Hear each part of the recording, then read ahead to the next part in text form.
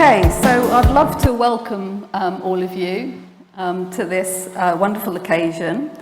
So welcome to the new building topping out ceremony. I think for many of you, this sort of thing is very familiar. But for me, and for the rest of the MRC LMS and Imperial Institute of Clinical Sciences, it's something very new and quite unique. So I have to confess that I looked up what topping out was on Wikipedia. And it's a celebration of the completion of the skeleton of a building. And it's really to celebrate when the structure is complete. And it stems from an old Scandinavian tradition, which apparently is to appease tree-dwelling spirits. And I think what I can tell you is, this building is on the former MRC pet cyclotron, and that no trees were harmed in its construction. However, a great deal of Japanese knotweed was removed. So, also Wikipedia tells you that in New Zealand, this kind of thing is celebrated slightly differently. It's called a roof shout. And it's really a celebration of waterproofing of a new building. And in the Netherlands, it's called Panabia. And traditionally, this is marked by the workers putting a flag right at the top of the building and petitioning the owners of the building to provide them with beer and cakes free. And they will not take the flag off the building until that comes about. So UKRI, be warned. Okay, more seriously. So this new building is really something tremendous for all of the people on the Hammersmith site and at Imperial. I think it's a fitting tribute to all the great science that's going on here, and also the science that will go on here into the future. For me, there are several unsung heroes in this project. So Susan Simon, Hugh Dunlop, the long-suffering builders and architects, Bayes, and also Sarah Perkins and Gavin Screeton. Now, Sarah was really important in helping put together the original bid to Bayes, and Gavin managed to nudge Imperial just over the line to give us extra money, which allowed us to go from a fantastic animal house into a new home for the LMS. This really was mission critical, so I will forever be indebted to Sarah and Gavin for this. Okay, so back to the topping out. Scandinavians, reportedly 1,000 years ago, said that the purpose of the celebration was to bring life to a building. So I think when the scientists, administrators, students, patients, etc., move into the building in a year's time, or thereabouts, essentially they're going to take over, hand over the baton from the fantastic builders and architects. And I think that passing of the baton is really going to bring life to the new building. So without much more ado, I have no idea what the time is, but without much more ado, I just thought I'd tell you maybe a little bit about what's going to happen. So we are now going to pop up stairs, a few of us, to lay the final bit of concrete and to plant our wonderful fir tree in good Scandinavian fashion. And you're going to hear and see a video which shows really the construction process that has taken place over the last several years to realise the building to its current state. And then afterwards, you're going to hear some great speeches from Petra Heikova, from Fiona Watt, and from Jonathan. And then Susan Simon has very kindly agreed to round up the event and to thank many people that I haven't had time to thank. So thank you very much.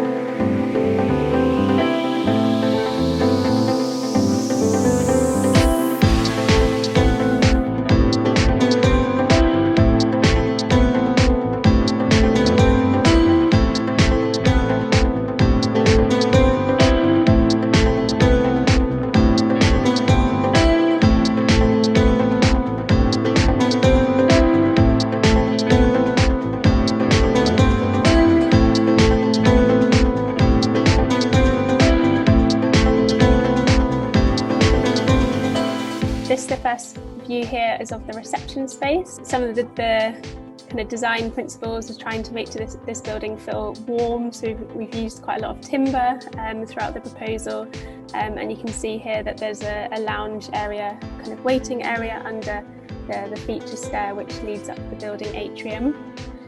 So this is one of the office spaces. There's two main office spaces on each floor, and they're located on the east side of the building, so you've got views over to the city.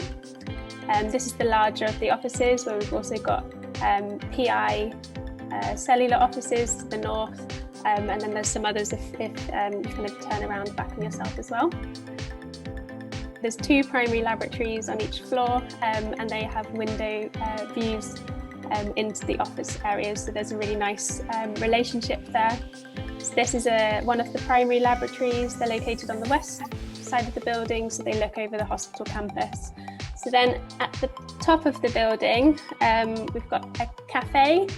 It's a really flexible space, and hopefully should provide you somewhere to kind of all come together and watch Wimbledon in the summer on drop-down projector, or or hold some more serious meetings. So that's the top space.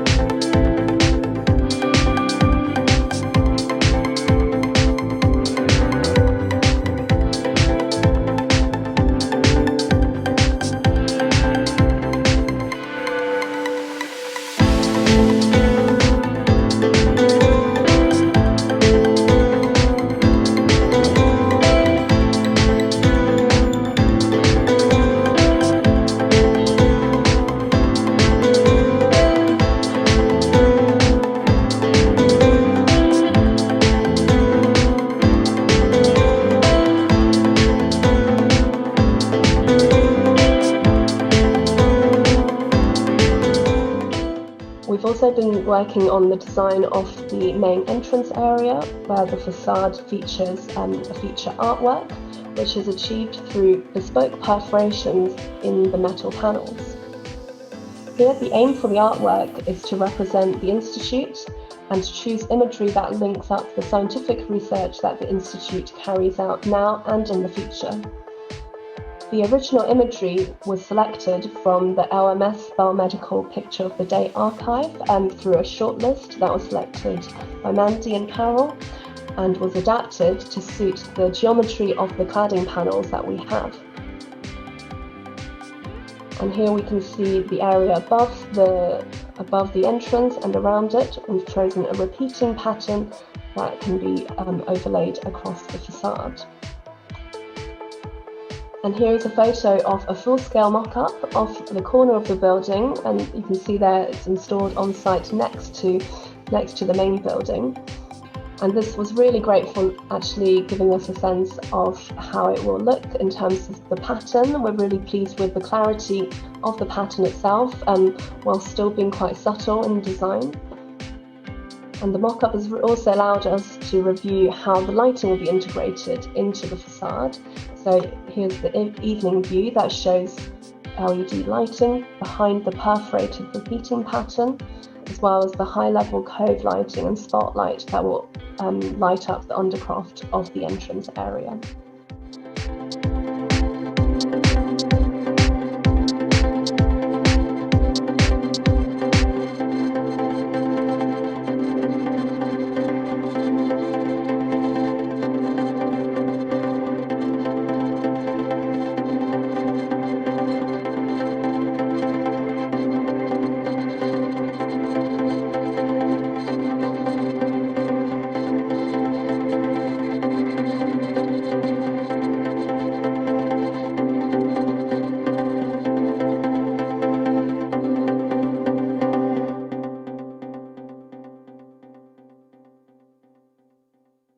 Okay, so it's my pleasure really on behalf of myself and all the current and past LMS staff to say a few words about how excited we all feel about this new building, which we have been looking at growing the past over a year.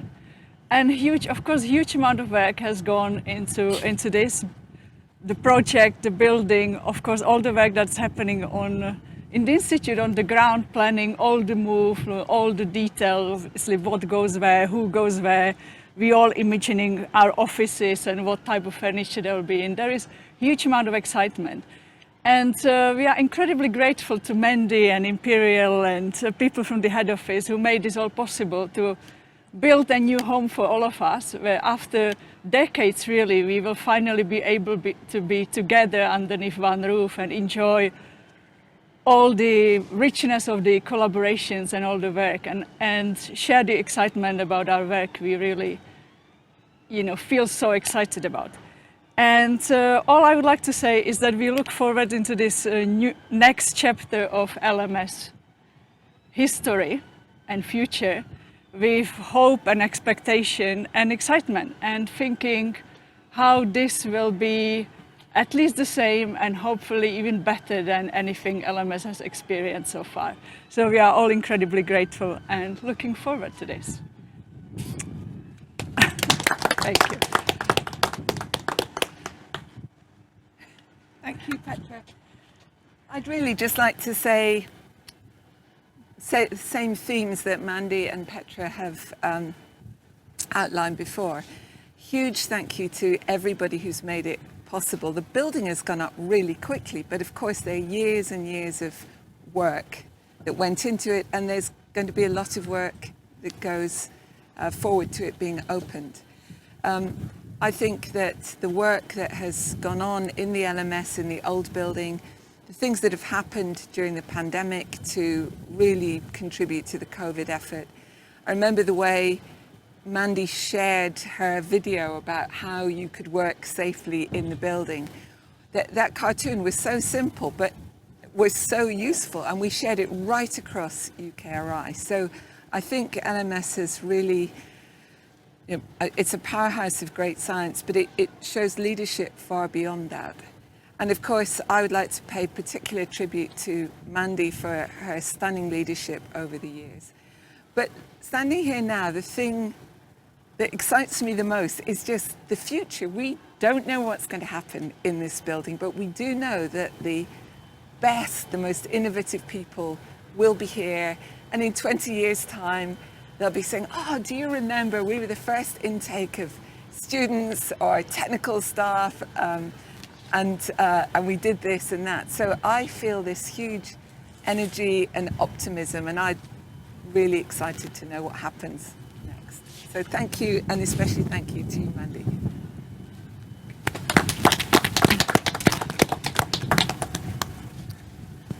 Thank you, Fiona.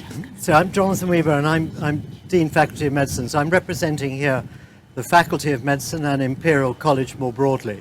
And it's a thrill to be here this afternoon. So this is a real example of a joint venture, and it will drive closer and closer collaboration between the faculty and the LMS, which Mandy has driven so well for so long, into a new dimension. You're going to have your own front door, Mandy, for the first time, something I know you've wanted for a very long time.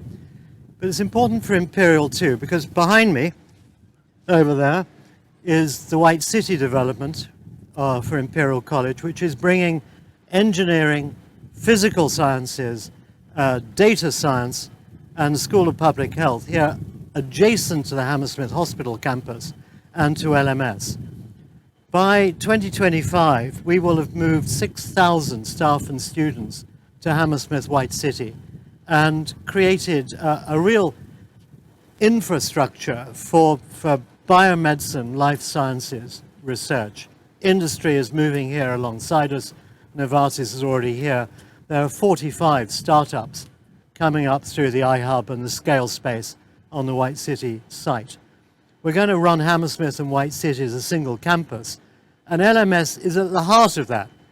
and will be the discovery science base for how we then translate into clinical research and clinical application for the benefit of all the people who live around here and indeed nationally and globally. Finally, I'd really like to thank an unusual person who's Jenny Hyam. Jenny Hyam was responsible for the undergraduate medical school, the MBBS, and she set up a new medical school in Singapore, the Lee Kong Chiang School of Medicine, jointly with NTU University in Singapore. That's what's paid for a significant proportion of this building. And I thank her. She will not know that that's been the outcome of all the work she started 10 years ago, but that's the reality. So thank you. And Petra, Mandy, good luck. Thank you.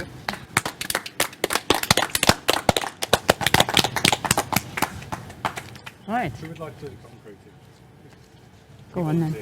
Fiona, Go you on, have then. to do the concreting. If I could just ask you to put some knobs on, safety first. Jonathan, do you want Yeah, you bet. to go on?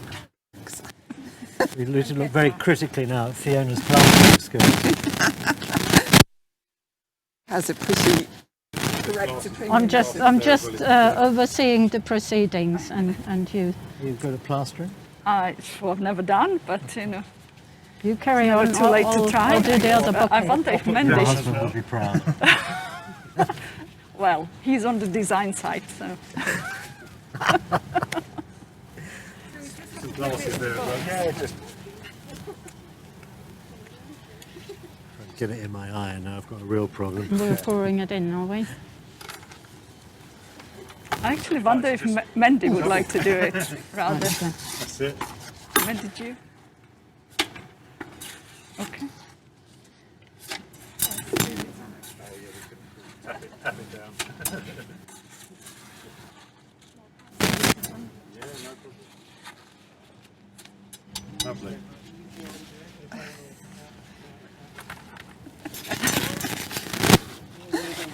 But that generates a block. What do they do with the block?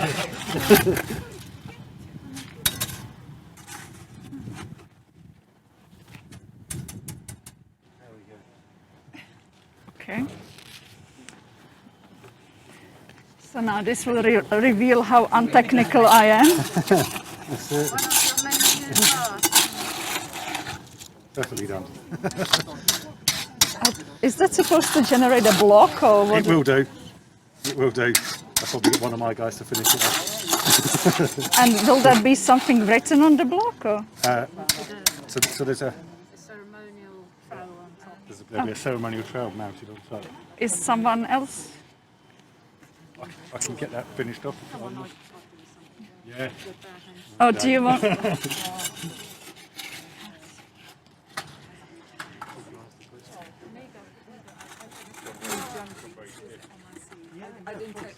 There you go. Lovely. Thank you very much. Thank you.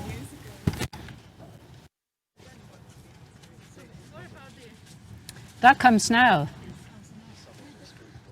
So I have the pleasure of adding another tradition to Mandy's long list, which is the German tradition where this is called the Richtfest. And when the building is in this state, the German carpenter will take a schnapps, pour it over the concrete in this case, and bless the building for a good future for the building itself and the inhabitants. So I'll do this now. There you go. It will be in the block with the trowel in the end. And I use the opportunity to do my thank you speech, which is a tiny bit longer, and I had to write it down because there are too many people to thank. First and foremost, I would like to thank Gecko, who have actually organized all this, and the poor man who has to hold up the camera here, but has done a grand job in making this available for a much wider community than the people that can attend here. So the ceremony marks a very important milestone in the life of this building and provides me with the opportunity to thank organizations and individuals who have helped us along the way. A building such as this is the result of an effort of many hands and minds, and we have been fortunate that people helped us despite very significant other pressures and duties. It will be impossible to name everybody, but I would like to highlight some. First and foremost, I'd like to thank our funders, the Department for Business, Energy and Industrial Strategy, and of course Imperial College. The generous contributions have allowed the Medical Research Council to develop this fantastic facility, and in which the Institute can continue to undertake really important work. Then of course our contractor, Walter Lilly & Co, and the subcontractors who have been working under very, very difficult circumstances and show every day excellent workmanship and embrace the collegial and very friendly environment. Our professional teams, Hawkins Brown Architects, Bureau Happold, Turner Townsend and many more, who designed this building and assisted and keep insisting in the day-to-day tasks of the construction effort. In this context, I would also thank the Imperial College Estates team who have helped us a big deal when we were designing this facility with all their technical knowledge and support. That was very much appreciated. I recognize that the staff in the LMS and the researchers have made time for us in a period where they were battling the pandemic. They were worried about the progress of their own work and they were under huge stress. With your help, the project team has been able to develop this exciting building, and we are confident that it will justify these efforts. But there's a vast army of organizations and individuals who should be proud of their contributions. We have been guided through the development of the business case and its approval by many colleagues in UKRI, such as the business analysts, the accountants, the research analysts, and of course the senior management.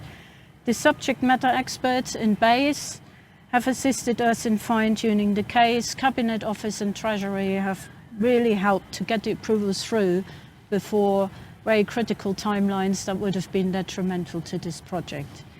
Now, with the construction ongoing, I need to point towards our side neighbours, such as the Imperial College Healthcare Trust and the Burlington Danes Academy, who have been putting up with our noise and dust and everything else that is going on very patiently.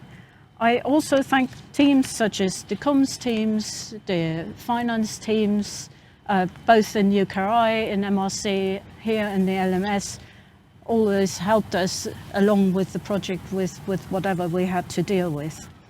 Special mention should go to Carol Swan for juggling huge demands of her time and being always available to the project team. I think her efforts have been, and still are, Herculean.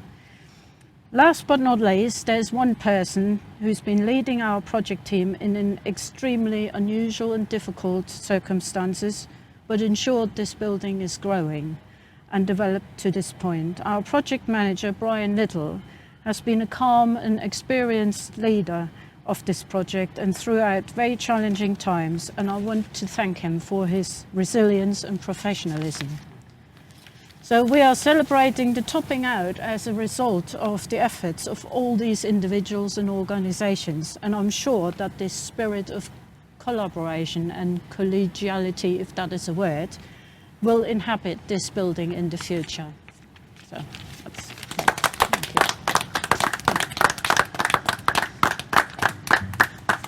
There you go, that's it. Thank you. Get that finished off.